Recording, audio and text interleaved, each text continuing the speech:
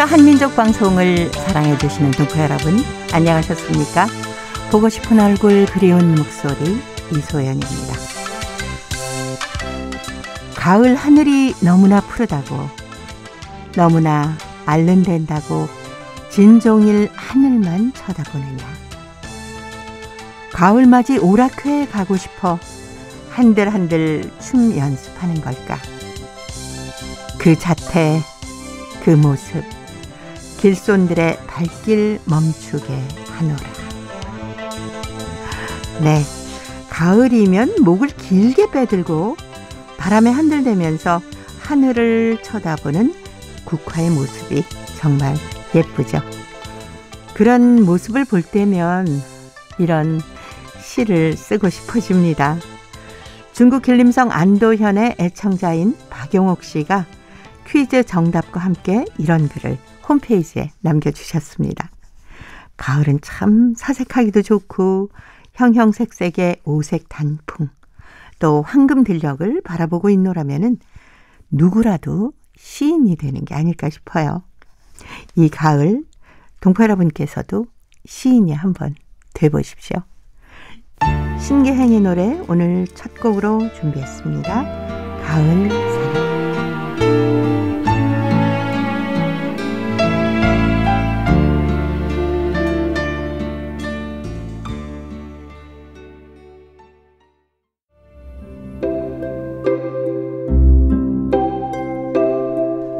동포 여러분의 편지 사연으로 함께하는 시간입니다.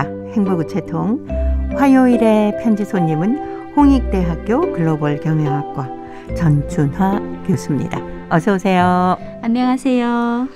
저희 보고 싶은 얼굴, 그리운 목소리가 월, 화, 수요일에는 퀴즈가 나가거든요. 퀴즈 한마당. 근데 정답을 보내주시면서 이 박용옥 씨처럼 사연도 함께 보내주시는 분들이 참 많아요. 왠지 가을 하면은 뭔가 누구에게 쓰고 싶은 생각이 들잖아요. 그렇죠. 그래서 그런가 봐요. 그 가을 되면 네. 저희들 흔히 가을을 탄다 이런 얘기를 많이 하잖아요. 네. 보면 이제 약간 이제 하루, 일주일, 한 달, 1년마다 생체의 그런 바이오 리듬이 있는 것 같아요. 네. 특별히 가을 되면 뭔가 사색에 잠기고 네. 뭔가 이렇게 자기를 다시 돌아보는 시간을 갖게 하고 여러 가지로 변화가 굉장히 많은 게 가을인 것 같습니다. 예. 제가 지난번에 그 10월 초 연휴에 뭐 잘 아는 분들하고 잠시 여행을 다녀왔거든요. 네. 그때 제가 여행 그 가방을 싸면서 조그마한 시집을 하나 저절로 집어넣더라니까요. 다른 계절이면 보통 네네. 시집까지 안 넣는데 그렇죠. 예. 네. 그래서 가서 한두 편 좋은 시 다 같이 모여서 이제 저녁에 얘기들 많이 하지 않습니까? 네. 그때 시 한 편 읽어줘야지. 그러고 넣고 갔는데 너무 읽으셨어요? 다른 얘기가 많아서 시를 읽을 시간이 없었습니다. 그러면 같이 가신 분들이 굉장히 즐겁게 보내신 분들이에요. 사실 네. 가을 되면 남녀노소 불구하고 사실 남자들이 가을을 더 잘 탄다고 합니다. 그렇죠. 네. 네. 그 가을 되면 사람들이 기분이 약간 가라앉고 작은 일에도 약간 슬퍼하기도 하고 네. 또 보면 그 감정에 깊이 빠져가지고 혼자서 여행하는 분들, 네네. 혼자서 산을 타는 분들, 그리고 이제 시도 다른 계절 때는 읽었을 때 그냥 시의 어떤 뜻을 얘기한다면 가을 되면 왠지 그 시의 그 원래 그 작가님 의도와 나의 의도까지 같이 생각하면서 네. 이제 막 같이 슬퍼하고 그러잖아요. 그 시 속의 주인공이 바로 나. 저도 이렇게 생각하죠. 저도 생각해 보니까 가을 되면 특별하게 다른 계절과 달리 좀 우울한 네. 그런 노래를 많이 듣는 것 같아요. 좀 조용한 노래. 맞아요. 네네네. 그러면서 또 그 안에서 새로운 어떤 것을 꺼집어낼 수 있지 않나 싶기도 합니다. 맞습니다. 네. 그리고 또 가을 되면 나를 한번 돌아보는 계기가 되어서 또 장점도 네. 있어요. 혼자 조용히 있으면서 생각을 하고 사색을 하게 되니까 그렇죠. 또 이제 보내는 분들은 어떤 그 사연을 보내는지 굉장히 궁금하게 되네요. 네. 특히 우리 동포 여러분들은 이 가을이 되니까 저희 행복우체통의 사연이 더 많이 들어오는 걸 봐서 글쓰기 참 좋아하시는 것 같아요. 맞아요. 문학인들 보면 네. 가을 되면 할 수 있는 소재도 너무 많고 감수성이 풍부해서 글이 그냥 저절로 쓰시는 것 같아요. 네. 보면은 뭐 봄빛 문학회 무슨 동포 그 글쓰기 모임해서 모임도 많이 만드셔서 네. 활동들 하시더라고요. 동포들 이전에는 문학을 좋아하는 분들이 이제 아니면 문학인들이 네. 주로 이제 어떤 모임을 했다면 지금은 그 문턱이 굉장히 낮아졌습니다. 그래서 전번에 우리 얘기하는 디카시 모임처럼 네. 굉장히 많은 분의 내 일상생활을 그냥 쉽게 표현하는 그렇게 해서 문학인들 모임이 많이 활성화되거든요. 그래서 저는 문학인은 아니지만 네. 문학인 모임에 위챗이든 카톡이든 동포들 모임 많이 이제 저를 초대해서 종종 그 안에서 많은 좋은 글을 보고 있습니다. 맞습니다. 저도 그 안에서 글을 보면서 아니 어쩜 이렇게 묘사를 잘하시고 글을 잘 쓰실까. 뭐 댓글을 막 달아드리고 싶어요. 맞아요. 또 보게 되면 네. 이전에는 그냥 글만 올렸는데 지금은 음악에다가 네. 또 사람들이 이제 그 카톡 핸드폰으로 편집도 좀 잘 하잖아요. 네네. 그렇게 해서 올리니까 더 거기에 더 빠지게 되고 그렇죠. 그러니까요. 네. 그래서 오늘 행복우체 통해도 참 재미있고 좋은 사연들이 들어와 있습니다. 중국 흑룡강성 목단강시 신영애 씨가 바람만 불더라라는 글을 보내오셨는데 전춘아 교수님이 먼저 소개합니다. 새 아파트에 들기도 전에 나에게는 고민 같지 않은 고민이 생겼다. 아파트 단지 북쪽에 전자자동문을 새롭게 설치했는데 거기로 드나들려면 반드시 전자키가 있어야 했다. 키는 아파트 관리비를 낸 사람들에게만 분여되어 있었다. 전자자동문까지 이제 20여 미터 나왔다. 나는 의식적으로 들 가방에 손을 넣어 전자키를 더듬었다. 찰나 내 눈앞에 앞서가던 아줌마가 열린 문을 쥐고 기다려내는 모습이 안겨왔다. 나는 별 수 없이 뛰어야 했다. 그리고 고맙습니다 하고 인사하는 것도 잊지 않았다. 그 후부터 나는 전자자동문을 키를 댈 때마다 앞뒤에 길손이 있는가부터 살폈다. 며칠 후였다. 문을 열고 막 나가려는데 등 뒤에 어이 하고 부름소리가 들려왔다.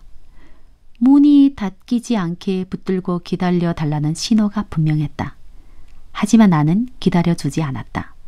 나는 못 들은 척하고 뒤도 돌아보지 않고 내 갈 길을 갔다. 전자자동문은 말 그대로 자유롭게 드나들라고 설계인 것임은 틀림없다. 그런데 그 문이 지금 별로 자유롭지 못하다. 처음부터 지금까지 그냥 내 양심이란 물건을 인정과 몰인정 사이에서 기우뚱거리게 한다. 내 의지와는 상관없이 맞닥친 길손의 태도에 따라 순간순간이 변수를 가져오며 내 마음에 마구 파문을 일군다. 딸애가 소학교 5학년 때 그 범의 한 말이 떠오른다. 학교 려이레에 뽑혔다고 죽어도 안 입던 털 네이까지 껴입고 아침 일찍 학교로 줄다람친다. 그래, 오늘 기분 어땠어? 오늘 아침에 정문이 열리는 바람에 사람들이 다들 그리로 등교했어요. 우리 선생님 지시대로 임시 대문에 서 있었는데 한 사람도 없었고 바람만 지나갔어요. 딸애는 끝내 추위에 떨었다는 말은 하지 않았다. 하지만 나는 가슴이 아팠다. 지나가는 바람은 위험한 것이다.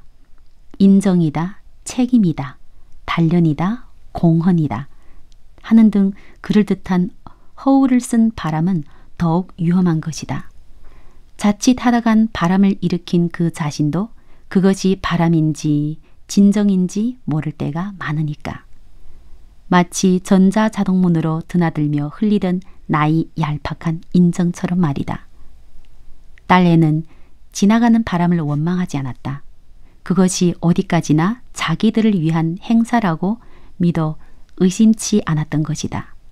하지만 나는 전자자동문에 이를 때마다 항상 내 마음이 손해를 볼까봐 신경을 더 사렸었다.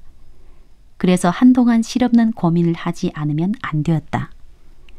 양심이 천평은 결국 자아를 떠났을 때라라 평경을 이룰 수 있는 것이다.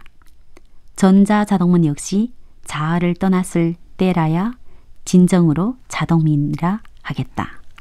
네. 아파트 자동문이 생겼는데 사실 딱 대고 들어가는데 누가 옆에서 딱 들어와요. 네. 그러기도 하고 저쪽에서 막 누가 또 같이 기다리세요. 들어가려고 네. 네. 잠깐만요 하고 막 뛰어오지 않습니까? 아 그럴 때 순간 그냥 네. 들어가 버릴까? 기다려줄까 봐. 제 양심하고 싸우고 있더라고요. 맞아요. 저희들도 보면 자동문 있기 전에 또 네. 문 있잖아. 문 열고 나가야 되잖아요. 네네네. 근데 문이 생각보다 밀 때 좀 무거워요. 그런 것도 그래서 있어요. 앞에 가던 분이 갑자기 문을 열고 잠깐 기다려주면 그게 또 그렇게 고맙더라고요. 멋있죠. 네, 그럼 그날은 저도 네네. 모르게 제가 다음에 문을 열 때 혹시 뒤에 사람 있냐. 네. 근데 봐서 뭐 좀 가까이 있다면 기다려주고. 기다려주죠. 네. 그럼 그분도 기분이 굉장히 좋아지고. 네. 근데 또 그럴 때가 있어요. 제가 금방 나가려 하는데 네. 그분이 아마 못 봐서 그럴 수 있는데 갑자기 문이 확 이렇게 네. 닫히니까 내가 다칠 뻔하는. 그런 경우 그러면 있습니다. 본인 아니게 화가 살짝 나는 거예요. 그렇죠. 조금만 좀 잡아주지. 그렇죠. 라는 아니 생각도. 좀 뒤로 돌아봤더라면 사람이 있는 걸 네. 확인하면 그냥 문을 확 닫을지 않을 수도 있는데 참 이게 애매하면서도 네. 그런 좀 육중하고 무거운 문을 열 때는 저는 그때는 꼭 돌아봅니다. 혹시 네. 아이들이 올까 봐. 맞아요. 네. 어린 애들이 오거나 하면은 걔네들 문 열기도 힘들거든요. 그렇죠. 그리고 문이 갑자기 닫히면 혹시라도 다칠까 봐. 네. 그때는 좀 신경이 많이 쓰이더라니까요. 맞아요. 그래서 지금 저도 이제 중국에 있을 때는 솔직히 네. 큰 문을 열 일이 별로 없었어요. 그냥 문이 열려 있었던 것 같아요. 기억에. 네. 많은 문이 열려 있었던 것 같아요. 네네. 근데 이제 한국에 와서 학교에 그 건물의 정문이 닫혀 있을 때가 많아요. 그러면 네. 정말 학생들이 특별히 남학생들이 이렇게 문을 딱 열고 나갈 때 뒤로 돌아보면서 잠깐 기다려줘요. 사실 어떤 때는 한 20m 뒤에 있거든요. 네네. 그래도 기다려줘요. 그러면 나도 모르게 너무 고마운 마음에 막 뛰어가면서 모르는데 같이 웃으면서 예, 인사를 하고 그렇죠. 너무 따뜻하게 느껴졌거든요. 고맙다고 하게 네. 되죠. 네. 근데 우리 신영애 씨 글 속에는 나는 이럴까 저럴까? 근데 딸애는 그렇지 않구나 라고 느끼면서 가끔 애들한테 배우는 경우도 있다니까요. 그렇죠. 애들은 뭘 하나를 규칙을 하게 되면 네. 정말 애들 사회에서는 그 규칙을 철저하게 지키려고 노력합니다. 저 기억에 저희 아이가 이제 학교에서 초등학교 회장을 하는데 네. 아침 음악 방송을 튼대요. 네. 노래를 틀어주는데 사실 노래를 다운하면 되잖아요. 근데 딱 저한테 지켜보는 거예요. 불법 다운하면 안 된다. 그래서 무조건 가입을 해가지고 네. 그거를 제가 한 달에 돈을 딱 내는 걸 확인하고 네네. 그것만 다운해서 자기 가져가는 거예요. 그러니까 처음에는 이러지 않 다른 사람들도 이거 다 쓰는데 그건 안 된대. 학교에서 듣는 거는 무조건 학교에서 저작권 침해가 있기 때문에 네. 내 같은 노래는 돈을 내고 다운해서 틀어줘야 돼. 마음이 편안하대요. 그래서 그때 한 1년 동안은 정말 철저하게 잘 지켰습니다. 그러면서 애한테 배워야 되겠다. 가끔은 왜 자기 자신한테는 굉장히 관대하고 다른 사람한테는 엄격한 잣대를 들이대지 않습니까? 그렇죠. 그리고 네. 또 아이들한테 교육하면 얘네가 잘 네. 지키는데 꼭 어른 되면 이 어른들이 다 그렇게 해 이러면서 네, 버물려서 이제 또 걔네들을 어떻게 보면 우리가 약간 염색통처럼 네. 원래 파릇파릇하고 괜찮은데 들어와서 막 5만 가지 색깔을 염색해서 이렇지도 않고 저렇지도 않게 하는 경우가 많아서 많이 반성하면서 계속 이렇게 생각을 해봐야 되는 것 같습니다. 네. 참 오늘 신영애 선생님이 보내주신 바람만 불더라 라는 글을 통해서 내 자신은 이 생활 속에서 어떤 모습일까 좀 반성도 하게 되는 것 같습니다. 그렇죠. 그리고 네. 또 이제 항상 보면 다른 사람 그렇게 한다 해서 내가 굳이 그렇게 따라 안 해도 돼요. 그렇죠. 그냥 내 생각대로 네. 나는 다른 사람 그렇게 해도 나는 바보인 양 해도 내가 마음 편하고 서로인데 이익되게 네. 이렇게 행동하는 거 아이들도 지켜보면서 좋지 않을. 그리고 나도 마음이 엄청 편안하잖아요. 네. 아마 그렇게 하는 사람이 점점 늘어갈수록 우리 사회는 훨씬 더 따뜻하고 밝고 명랑해지지 않을까. 맞습니다. 예. 조금만 손해보더라도 문을 좀 누가 오나 한 번쯤 기다려 봤으면 좋겠네요. 김범용입니다. 바람 바람 바람.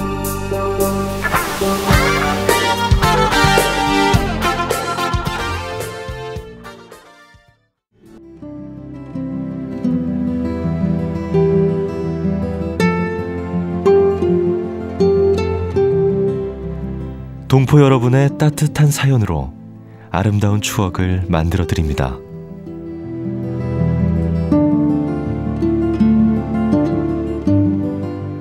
보내실 곳은 대한민국 서울특별시 영등포구 여의공원로 13 KBS 한민족방송 보고 싶은 얼굴 그리운 목소리 담당자 앞이고요. 인터넷 주소도 알려드립니다. KBS 홈페이지 www.kbs.co.kr에 접속하신 다음 라디오 한민족방송 보고 싶은 얼굴 그리운 목소리를 순서대로 클릭하신 다음 청취자 참여 코너에 글을 남기시면 됩니다.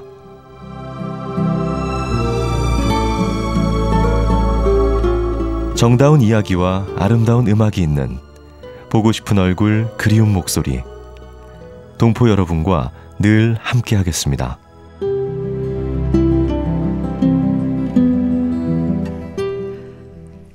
화요일의 행복우체통 홍익대학교 글로벌 경영학과 전춘화 교수님과 함께하고 있습니다.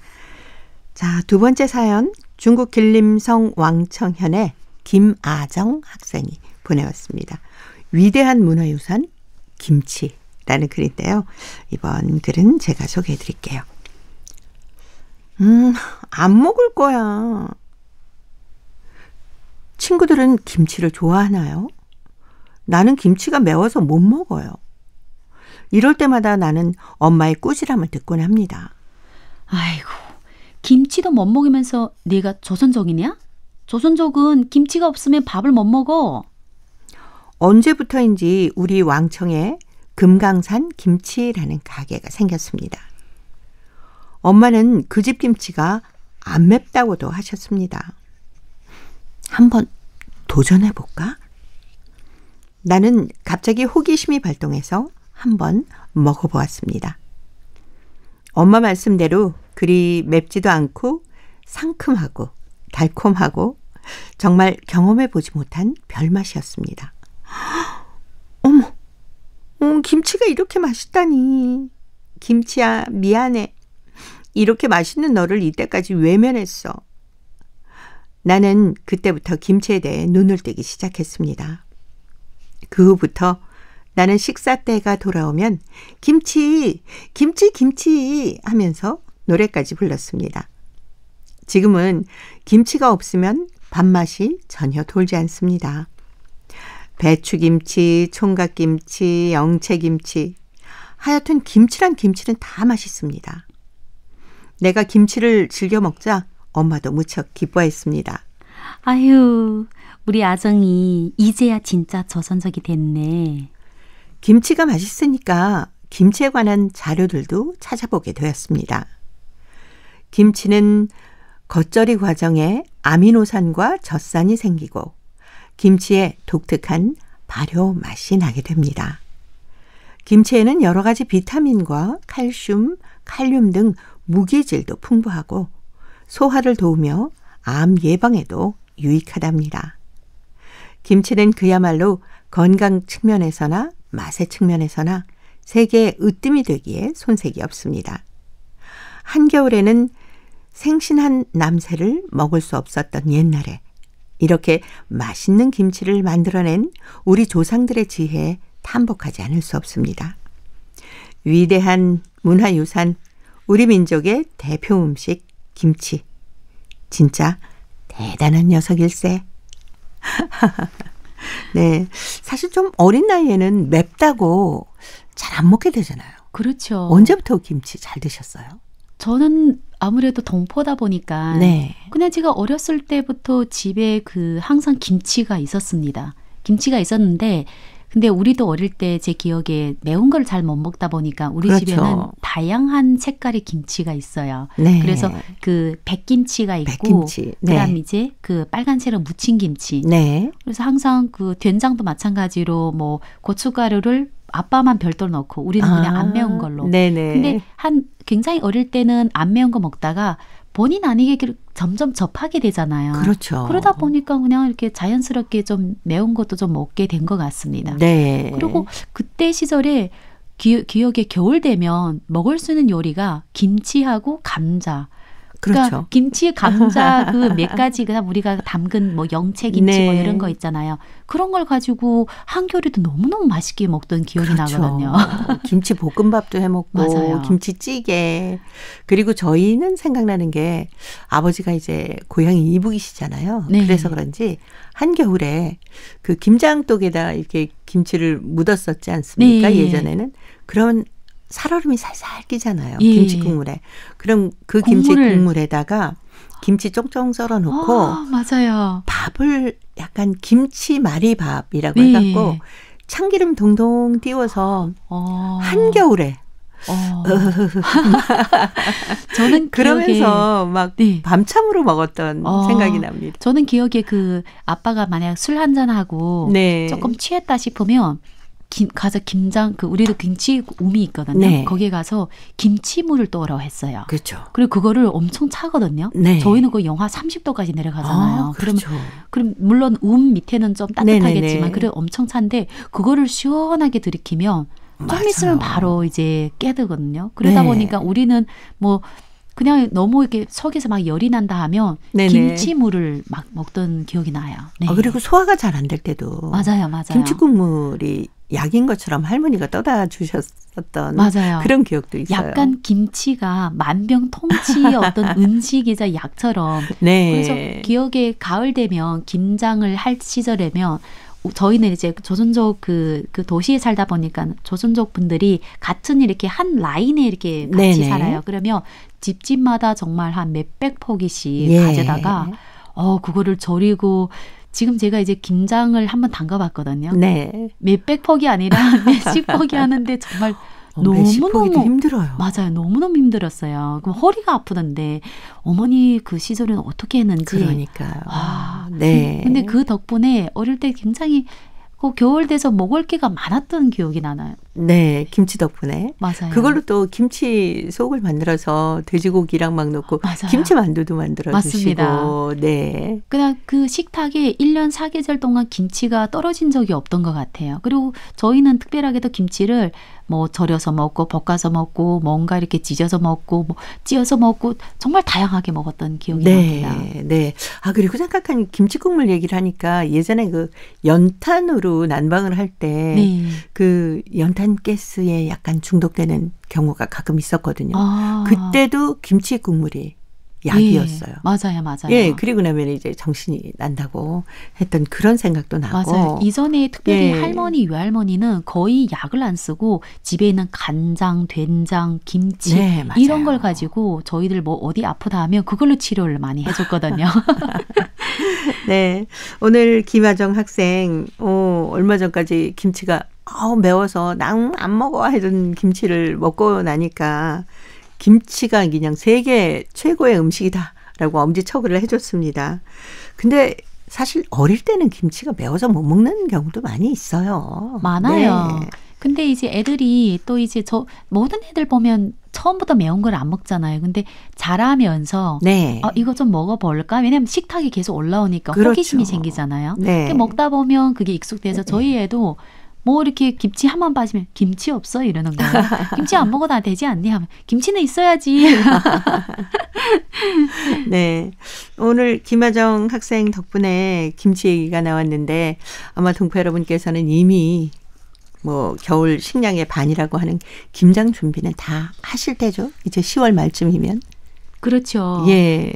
동포들은 이전에는 다 김장을 했거든요. 근데 요즘은 그 대가족이 같이 사는 경우가 좀 적잖아요. 그렇죠. 그러다 보니까 김장을 담글 수 있어도 또 이전처럼 우미 있는 게 아니라 김치 냉장고가 그렇죠, 있지만 그렇죠. 많이 담궈서 또 이렇게 같이 나눠 못 먹으니까 저희 어머님만 봐도 김장을 안 담그시더라고요. 그래서 아까 금강산 김치 나왔는데 네네네. 저희 동네도 이게 있어요. 그래서 네. 어머님과 거기에서 사다가 하는 게 그냥 자기 하는 것보다 더 맛있고 더 비용면에서도 더 합리적이라고 하더라고요. 네. 그렇군요.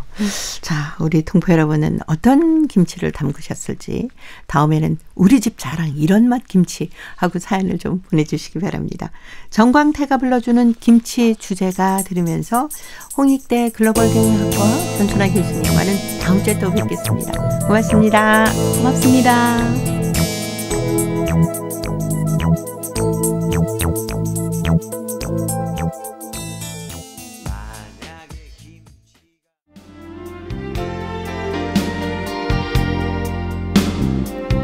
KBS 한민족 방송은 7천만 온결의 꿈을 담습니다. 지구촌 곳곳으로 뻗어나간 한민족의 중심 채널 KBS 한민족 방송은 더 나은 미래를 위한 초석이 되고자 합니다. 여기는 대한민국 서울에서 보내드리는 KBS 한민족 방송입니다. KBS 한민족 방송 보고 싶은 얼굴 그리운 목소리 듣고 계십니다. 자, 이제 동포통신원들과 전화를 연결해서 동포사회 새로운 소식을 전해드립니다. 통신원 리포트인데요. 오늘은 중앙아시아 카자흐스탄과 러시아 살린 지역의 소식 준비했습니다. 먼저 카자흐스탄의 김상욱 통신원 만나보겠습니다. 김상욱 통신원 안녕하셨습니까?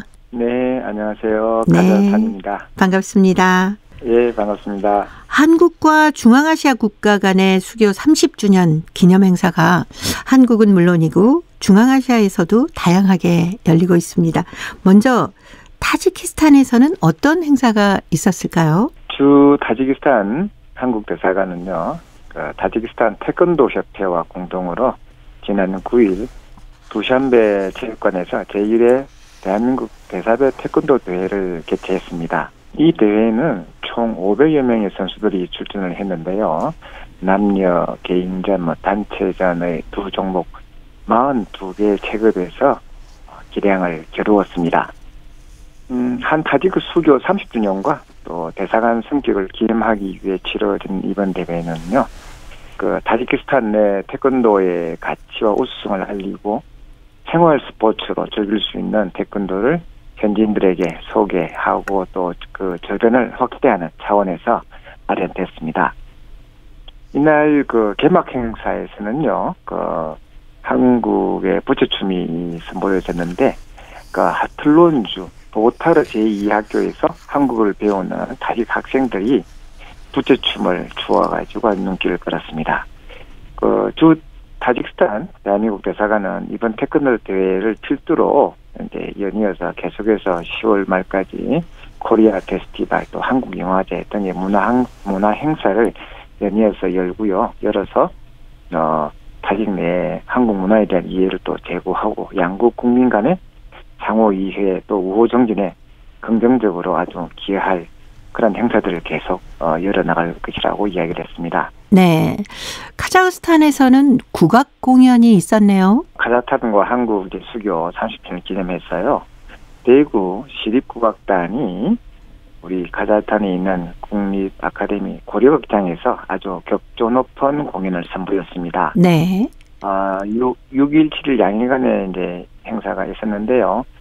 첫날에는 태평소 가락이 아주 인상적인 관현압주 취타로 공연의 시작을 알렸고요. 이어서 궁중무용과 민속무용 그리고 경기도당 굿 풋살 등을 무대에 올려서 관객들의 큰 박수를 받았습니다. 가야금과 대금 연주로 또 가을밤을 더욱 깊게 하였고요. 판소리 흥부가의 아주 절절한 곡조에 우리 동포들은 아주 그냥 감동에 푹 젖어 들었습니다. 네.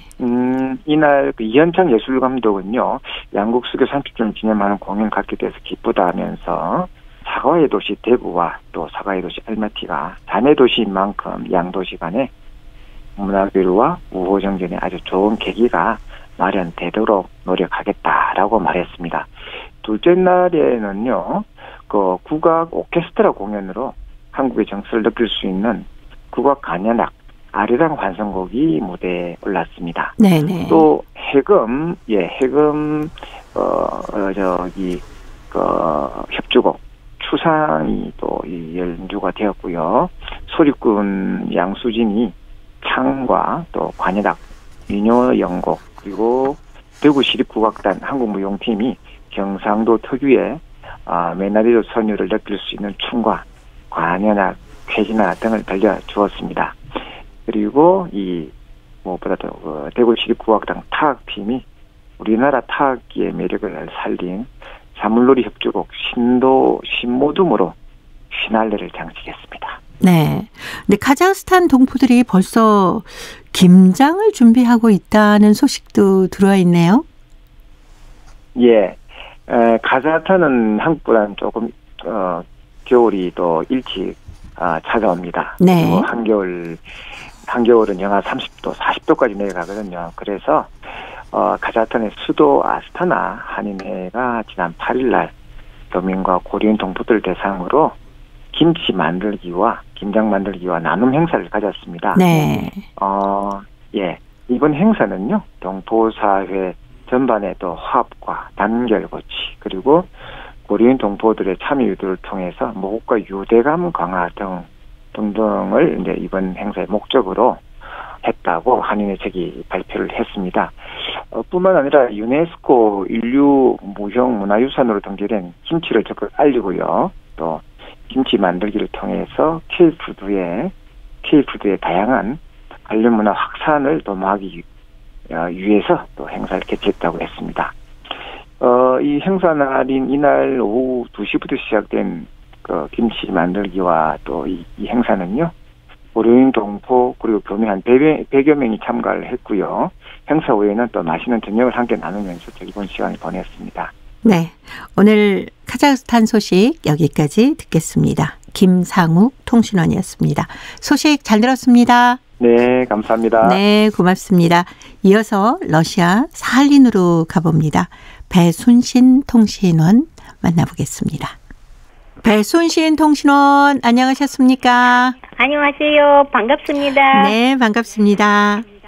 러시아 상트페테르부르크에서 사할린 동포 문제에 대한 세미나가 열렸다고 하는데 자세한 소식 전해주세요. 네, 최근 산트페테르부르크에서 사할린 동포 문제 해결 방안이란 주제로 국제 컨퍼런스가 개최되었는데요. 세미나는 온오프라인으로 진행되어 사할린 한인 문제에 관심을 가지 있는 학자, 사회활동가, 동포 등을 모았습니다. 발표는 한국어와 러시아어로 돼 있었고 진행은 이 두 언어에 능통한 박 알렉산드르 변호사가 맡았습니다. 이날 한국영상대학교 최경옥 법학 교수는 사할린 한인과 대한민국 국적과의 과제, 디아스포라 연구소 소장 박봉수 박사는 고려인과 혼인한 사할린 한인의 삶과 이야기라는 발제를 하였습니다. 러시아 측을 산트페테르부르크 사할린 한인회 김복훈 부회장과 사할린 주한인 협회를 대표하는 동포 2세 이채인 씨가 대표했습니다. 김 부회장은 정전 직후 사할린 한인의 문제와 연합국의 법적 책임, 이채인 대표는 한국 국적 취득과 영주귀국에 관한 사할린 한인의 의견이라는 주제 내용으로 발표했습니다. 이채인 씨는 사할린 한인의 대한민국 재정착 문제와 국적 문제를 해결하기 위한 비전을 소개하고 시민권에 관계없이 우리와 우리 자녀 손자를 대한민국으로 인정해야 된다고 보고 있다고 주장했습니다. 박봉수 디아스포라 연구소 소장은 한국 내 영주귀국자들의 삶을 살펴보며 재정착 문제점들을 거론했습니다. 발표가 끝난 후 산트페테르부르크 사할린 한인회 최용구 회장은 사할린 한인의 시민권 취득을 위한 권리 보호를 위한 노력을 지속할 것을 촉구했습니다. 네. 자, 오늘 사할린 소식 여기까지 듣겠습니다. 배순신 통신원이었습니다. 소식 잘 들었습니다. 네, 감사합니다. 네, 고맙습니다. 러시아 상트페테르부르크에서 사할린 동포 문제에 대한 세미나가 열렸는데요. 이 세미나는 온오프라인으로 진행돼서 사할린 한인 문제에 관심이 있는 학자, 사회활동가, 동포들이 많이 모였다고 합니다. 이날 한국영산대학교 최경옥 법학 교수는 사할린 한인과 대한민국 국적과의 관계, 또 디아스포라 연구소 소장 박봉수 박사는 고려인과 혼인한 사할린 한인의 삶의 이야기란 발제를 했고요. 또 상트페테르부르크 사할린 한인의 김복곤 부회장은 종전 직후 사할린 한인의 문제와 연합국의 법적 책임, 또 사할린 한인 2세 이첸 씨는 한국 국적 취득과 영주 귀국에 관한 사할린 한인의 의견이란 주제 내용을 발표했다고 합니다. 자, 이제 퀴즈를 통해서 대한민국의 역사와 문화까지 배울 수 있는 퀴즈 한마당 보내드립니다. 동포 여러분과 퀴즈로 하나 되는 시간. 퀴즈 한마당. 아유, 대체 언제 도착하는 거예요? 이제 다 왔어요. 1시간째 서 있는데 오긴 뭘 다 왔다 그래. 그래도 지금은 조금씩 움직이고 있잖아요. 내가 이렇게 막힐 줄 알고 그냥 집에 있자고 했더니 길바닥에도 시간 다 보내고 이게 뭐예요? 그래도 바람 쐬고 좋잖아요. 집 근처 공원에서 단풍 구경해도 되는데 굳이 이 산으로 오자고 하는지 모르겠네. 집 근처 공원 단풍하고 이 산 단풍하고 같아요. 아이고, 단풍이 다 거기서 거기지 뭐. 아니 근데 사람들이 왜 이렇게 많은 거야? 집에 안 있고 다 단풍 구경 가나 보네. 우리도 나왔잖아요. 우리는 몇 년 만에 처음 나온 거잖아요. 앞으로는 자주 와요. 네? 아이고, 이 고생을 또 하자고? 그냥 집에 가면 안 될까? 고생해서 와놓고 집에 가자고요? 너무 막히니까 그렇지. 저기, 응? 저 단풍 좀 봐요. 어디? 저기요. 알록달록한 게 너무 예쁘죠? 뭐 동네 공원보다 조금 더 화려하긴 하네. 조금이요? 이 단풍 보러 여기까지 온 거예요? 여긴 이산 입구고 이제부터 단풍 시작이에요. 그래? 뭐 어떻게 집에 갈까요? 여기까지 왔는데 단풍 구경은 하고 가야지. 좋긴 좋은가 보네. 산도 산이지만은 단풍 구경 가는 사람들 옷이 더 알록달록하네. 단풍 구경도 하고 사람 구경도 하고 좋죠 뭐. 이 산으로 단풍 구경을 가는데 너무 막혀서 남편이 집에 가자고 하네요. 그러네요. 이 산을 흔히 전라북도 정읍에 있다고 얘기하는데 사실은 전라북도 정읍시와 순창군 그리고 전라남도 장성군에 걸쳐 있는 산입니다. 이 산의 높이는 최고봉 763.2m이고 면적은 8708제곱킬로미터이며 이 산 속에는 유명한 절인 백양사가 있습니다. 이 산은 우리나라 8번째 국립공원으로 지정돼 있는데 호남의 금강산으로 불리며 예로부터 조선 국영의 하나로 이름나 있습니다. 이 산은 설악산, 오대산 등지에 비하면 다소 남쪽에 있는 산이라 상대적으로 단풍이 늦게 드는 편인데요. 이 산의 단풍이 매우 아름다운 것으로 유명하며 단풍 시즌에는 수많은 관광객들이 이 산의 단풍을 보기 위해 찾고 있습니다. 특히 이 산의 대표 명소인 단풍터널은 일주문에서 이 산까지 108주의 단풍나무로 우거져 있어 보는 이로 하여금 감탄을 자아내게 합니다. 자, 여기서 문제 나갑니다. 전라북도 정읍에 있는 산인데 우리나라 8번째 국립공원으로 지정됐습니다. 이 산은 특히 가을 단풍이 아름답기로 유명한데요. 단풍철이 되면 수많은 관광객들이 이 산을 찾고 있습니다. 이 산은 무슨 산일까요? 자, 보기 드립니다. 1번 백두산, 2번 내장산, 3번 안창살. 정답을 보내주신 분 가운데 일주일에 한 분 추첨해서 소정의 상금이나 상품을 보내드립니다. 퀴즈 한마당 지금까지 성우 유선일 한희정이었습니다. 네, 가을이 깊어지면서 그야말로 전국이 만산홍엽입니다. 단풍 명소를 꼽자면 이 산 빼놓을 수 없는데요. 이 산의 1등 공시는 아기 손처럼 앙증맞고 아주 예쁜 빨간색의 애기 단풍입니다. 5손가락 애기 단풍이 햇살에 나부끼면은 빨갛게 물든 잎이 별빛보다도 더 영롱하게 반짝인다. 이렇게들 얘기하는데요. 계곡물에 떨어진 단풍잎은 그대로 밤하늘에 별 같아 보이기도 합니다. 이 애기 단풍을 보기 위해서 전국 각지는 물론이고 해외에서도 찾아오는데요. 동포 여러분께서도 한국에 오실 기회가 있다면 이 산의 애기 단풍은 꼭 보시기 바랍니다. 동포 여러분 계신 곳의 단풍은 어떤 모습일지도 궁금하네요. 단풍놀이에 대한 추억이 있으면 저희 행복우체통으로 보내주시기 바랍니다. 정답은 KBS 홈페이지에 접속하신 다음에 라디오 한민족방송 보고 싶은 얼굴 그리운 목소리를 순서대로 누르시면은 청취자 참여란이 있습니다. 여기에 정답과 함께 행복우체 통해 사연도 많이 보내주시면 되고요. 또 KBS 콩 어플 들으시면서 정답을 보내실 때는 연락처를 잊지 말고 남겨주시기 바랍니다.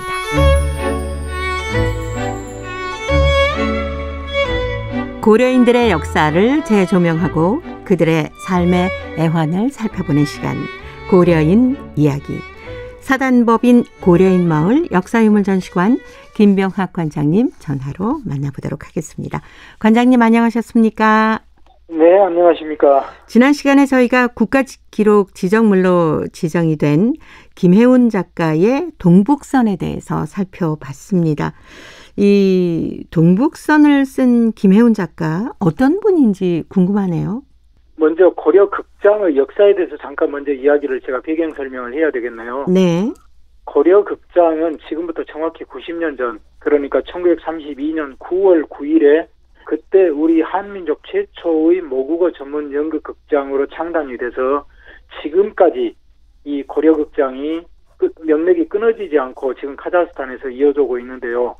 이 극장이 고려인들에게 이 모국어와 모국 문화를 유지하고 지키고 보존하도록 만드는데 가장 결정적인 영향을 미쳤습니다. 왜 그러냐면 극장이 우리말로 춘향전, 심청전, 또 흥부전, 우리 고전의 작품을 연기하고 연극하고 노래하고 또 순회공연 다니면서 노래하고 춤추고 이렇게 위로하고 해주면서 고려인들에게 모국 문화 또 우리 가요 이런 것도 널리 퍼뜨리고 또 더욱이 강제주 이후에는 고려인들이 널리 흩어져 살았기 때문에 그야말로 민족적 응집력이 물리적 응집력이 떨어져서 민족적인 모든 것을 잃어버리기 쉬운 그런 상황이었는데 다행히 고려 극장이 이렇게 순회 공연 다니면서 끊임없이 우리 모국어 가요를 보급하고 연기하고 춤추고 이렇게 하면서 이 고려인들이 고려인이라는 민족혼을 유지할 수 있도록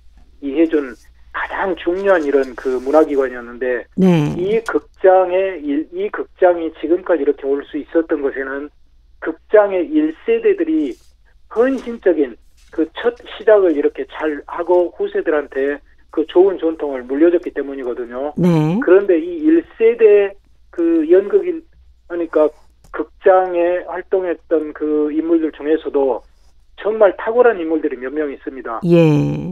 그야말로 평생을 헌신했고 또 어떤 희곡 작품으로나 연기나 모든 그 여러 가지 방면에서 탁월한 업적을 남긴 분이 몇 분 계신데 그분 중에 한 분이 김혜운입니다. 이분은 극작가로서도 탁월했고 연출가로서도 탁월했고 배우로서도 누구에게도 뒤지지 않는 그런 능력을 지녔고 또 이분은 그 외에도 가무에도 능해서 이미 학생 시절에 하바롭스크에서 열린 전 고려인 가요 경연대회에 나가서 또 우수상을 받기도 했을 정도로 이분은 그야말로 모든 분야에서 만능맨이었다고 할까요?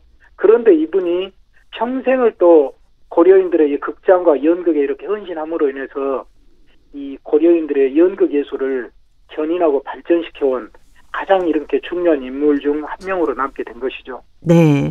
어쩌면 고려극장의 창립 멤버다 이렇게 얘기할 수도 있겠죠? 네. 창립 멤버입니다. 또 김혜운 작가가 특이했던 것은 1932년에 창립 멤버가 이제 김혜운 또 훌륭한 극작가였던 연성용, 극작가였던 태장춘, 또 최봉도 배우, 리암덕 배우, 김진 배우 정말 이런 그 손에 꼽을 수 있는 이 훌륭한 그 쟁쟁한 작가, 이 연극인들이 있었는데, 김혜우는 정말 이분의 경력은 또 특별한 게 연해주에서 첫 고려극장이 설립될 때 창립 멤버였고, 또 강제주 된 뒤에 1937년에는 고려극장에서 일하면서 이 극장이 카자흐스탄 서부도시 크즐로르다로 이주됐거든요.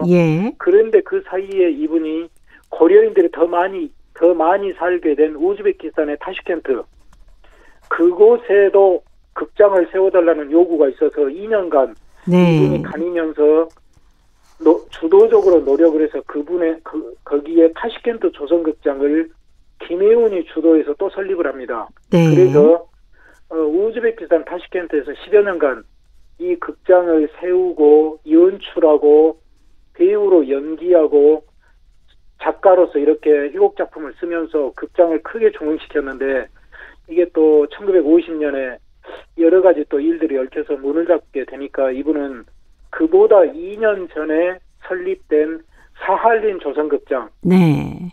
그곳으로 건너가서 그 극장이 문을 닫던 1963년까지 그야말로 또 거기에서 연출가와 이 극작가로서 이 극장을 중흥시켰던 그야말로 대단한 인물이었죠. 또 한 가지는 이 김혜운 작가는 이 김혜운 작가 부인은 이제 송따찌아나인데 이 부인이 그야말로 뛰어난 1세대 배우였고 네. 또 김혜운과 송따찌아나의 아들인 김기봉은 이 극장의 유일한 만담가 그 춤을 추는 사람, 노래하는 사람, 이런 네. 사회자로서 더 이상 비교할 수 없는 이 탁월한 그 인물이었고 또 김기봉의 딸인 따찌아나는 고려극장의 그 전속 무용수로서 그래서 3대가 이렇게 극장에서 헌신했던 경우는 또 찾아볼 수 없는 그러한 탁월한 인물이었고 또 그러한 그 우수한 그 유전자와 어떤 열정을 그 후손들에게도 물려줬기 때문에 김혜운 극작가는 특별히 정말 탁월한 위치를 차지하는 것 같습니다. 네.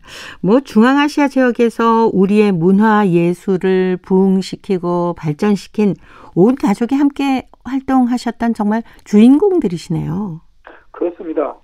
이제 대부분의 그 1세대 고려극장 그 연극 단원들을 보면은 네.